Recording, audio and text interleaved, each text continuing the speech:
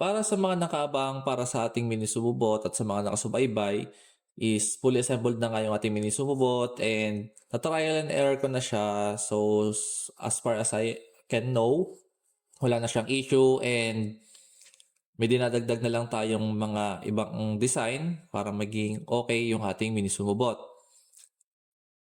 So, dito is papakita ko na rin sa inyo kung ano bang mga parts ang ginamit natin para sa ating mini sumubot.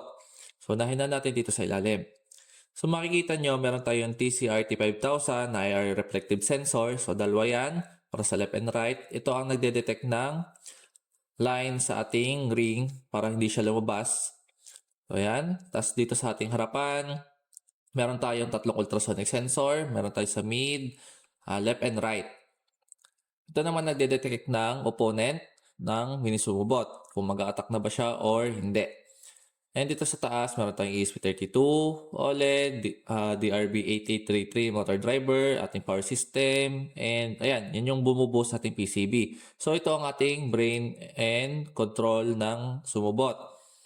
At dito naman sa likod, meron tayong N20 DC geared motor. Ito naman ang nagpapagalaw sa ating robot. Pero ang nagkocontrol sa kanya ay itong motor driver natin. And meron na rin tayong high grip silicone wheels with 3D printed na hub. So available yan din sa ating shop kung gusto nyong magkameron ng silicone wheels. So yan lang. Itong chassis din ay 3D printed.